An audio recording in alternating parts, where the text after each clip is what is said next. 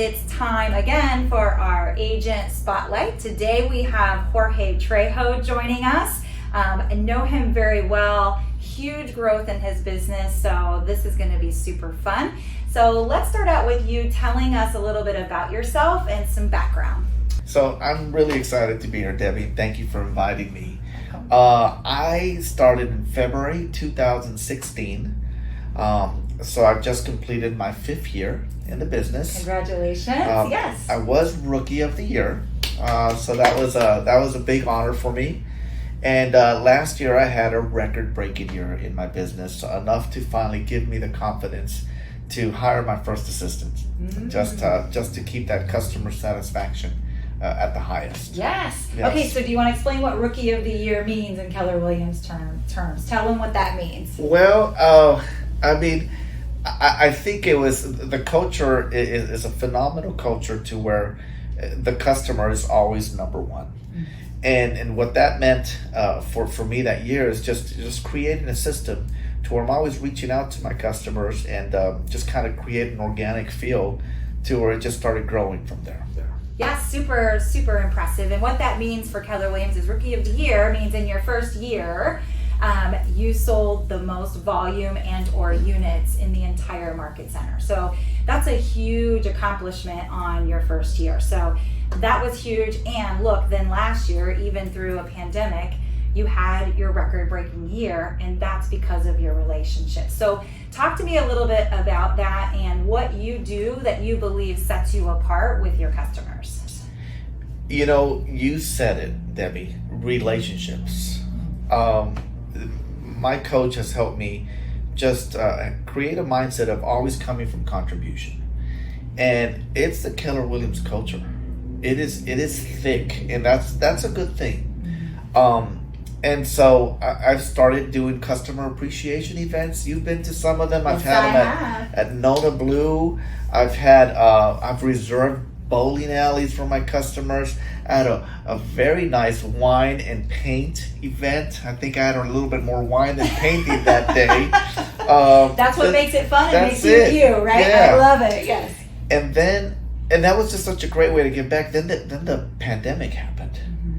So it was time to get a little creative there. And I was just, when I spoke to you earlier and I asked you what kind of questions, I started thinking about it. I said, we did a lot of creative things. I actually sang a silly video. It's on YouTube. And I did a sidewalk art little contest just once again to keep on reaching out to the community. And it was amazing how many people just send in their beautiful art that they created. I had to give away 3 prizes as well to my customers. It was a great way. We did a virtual Easter egg hunt. And then my wife and I were sitting in the backyard one night during the pandemic, during the lockdown, and we were asking ourselves, what is it that people want right now? It's like a little getaway.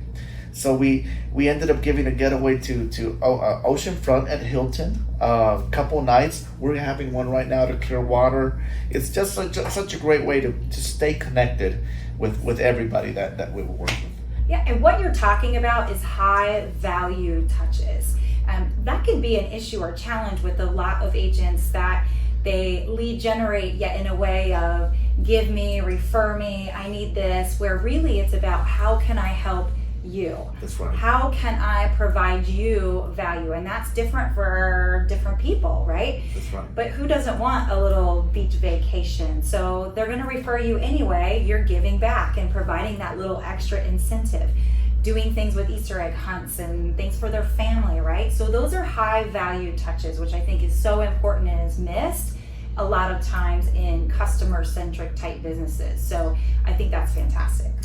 There's a great bold coach that taught me it's just staying top of mind.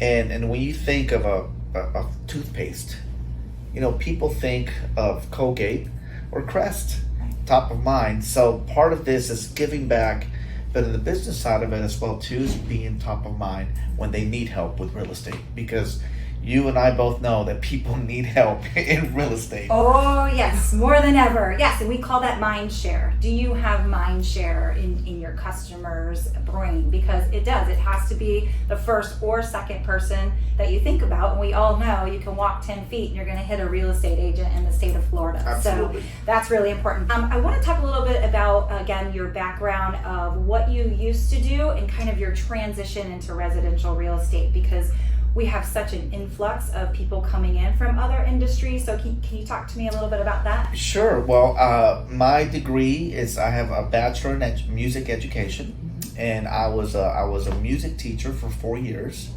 And in 2001, I got my real estate license and I started working in the timeshare industry. I worked in the timeshare industry for 14 years, very, very successful, and it learned a lot about hospitality and how people want to be treated. They're there on a resort, they want to be treated like kings and queens. I think that has helped me transition into this business because I learned a lot of that, and I want to apply the same things there. Yes. That's kind of my background too. And you mentioned teachers, and I've said this time and time again.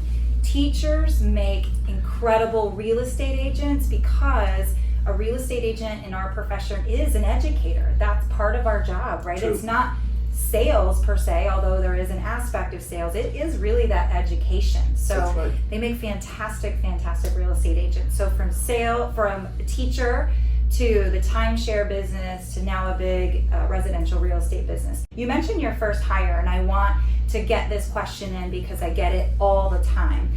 When did you know it was time to bring on a full-time assistant? About 2.5 years ago. And you just did it. I just did it. Yes. And there was fear. It really was. This was a conversation I had with my coach multiple times. 2.5 years ago, I needed the help. My business continued to grow year in and year out. However, it's getting to the point now where maybe I think I'm going crazy at times. I listened last year, towards the end of the year, and I think I spoke to you about it. I needed some downtime, and I took the whole month of December off. Yes. Now it was record breaking, but at the same time, I just needed some downtime as well too. So very grateful that I could do that as well too. Yes. So I've said that a couple times just in the past 30 days. Market fatigue, of course, burnout. We all know that happens, and sometimes you do need to take that break. Yes. Yet that should also happen each week. What's going to refill your bucket? Because we give, right? We give so much energy out, and we need to get that back. And that's part of the leverage. You talked about hiring somebody, and leverage doesn't necessarily have to be people. It can be systems or tools as well. But in the people, that can be difficult, and the fear. So what finally broke you through that fear to take the jump? That's a good question. Well, here's one thing. 2 years ago, I know I needed to do it, and I know I didn't have the reserves. Reserves meaning I knew in my mind, from speaking to you, from speaking to my coach, I need to have 3 to 6 months of expenses. Yeah, very smart. And I didn't have that 2.5. So even though I was excited, I was reserved enough to say, well, okay. And so one thing I started doing 2.5 years ago, out of every commission, 20% was, I created a wealth account. That was my wealth account. So 20% Write that down. goes Wealth account. I love into that. my wealth account. Yes. And it just started building and building and building. And when it got to where I had way over 3 months, now I felt okay, I could do it, and so it was just got to the point where I need to do it. So yeah. Yes. It was a process, though. It was a building process. Well, you set yourself up, right? Yeah. You took a risk, but it was a calculated risk, and you had that backup. I think that's what it's all about. Yeah. You knew what you had to do for your family in order to take that calculated risk. Now, I can't wait to see what happens next, because now you have leverage. So I am excited. that's really fun. Yes. Now it's time to get to know you a little bit Okay. better for some fun. Ready? I think so. It's time for rapid fire 5. Let's go. So musical, we're going to start there. So easy, musical. Musical, what's your favorite type of music to listen to when you get stressed out? Wow. Well, oh my goodness. 80s music. 80s music. Really? That de-stresses you. It's my dude. I remember love it. skating around the skating ring, and I just remember, yes, just good times. Yes, we all Bon know our Jovi. age, the fact that we used to do that and skating rings were a thing. So Oh yes, my that's gosh, us for that's sure. funny. All right, next. If I were to peek inside your car, would I see slightly messy, clean as a whistle, or I think a bomb went off in here? Right now, it's slightly messy, so I'm a little proud of myself because usually it's a bomb, but right now, it's slightly messy. I love when you're proud of slightly messy. That's a great thing. Okay, number 3. What was your dream job at age 15? Oh, wow. My dream job at 8, which is what brought me to Florida. Oh. We haven't talked about this, so Yes. at that point, I played trumpet in high school, and there was a mariachi program that started that year. It was my junior year in high school. And so I started playing that, and my dream job then is to perform with Mariachi Cobre from Epcot Center here. And that's what brought you here? That's what brought me here, yeah. How cool is that? And Yeah. did you get to do it? So I got to perform with them outside of Disney World. Yeah. The additional position at Disney World never opened up full time. I'm proud to say I did several educational conferences with them in Las Cruces, New Mexico, and San Jose, California. Yeah. I performed backed up with Vicky Carr in Las Vegas. Other artists. It was fun. It was fun. Look at that. Yeah. You had that big goal at 15 and you reached it. And where were you coming from? So McAllen, Texas. Okay, from McAllen, Texas. South Texas, yeah. Very cool. Yeah. Okay, I love that. See, that went into a whole different direction. I love it. What is the scariest thing you've ever done? Wow. That's a big one. It is a big one. Oh, man. That's a great question. So, I may say, back to when I was teaching, I was very happy teaching, and I was at a good school in Hunters Creek here in Orlando, Florida. Yes. And I was very disappointed in the pay, in the sense where I could not afford anything for my family. I just got married, and I couldn't afford to get a Blockbuster and a Pizza Hut because it wasn't in the budget. So, scariest thing I ever did, I went and resigned my teaching position. My wife was pregnant with our first son, and I did not even have a real estate license. I knew I was going to get in the timeshare industry, and I had no job. I had nothing. I just knew I had to make it, and I wasn't going to make it in that in that salary. So I took a dive into the deep end there. Yes, you did. Oh my gosh.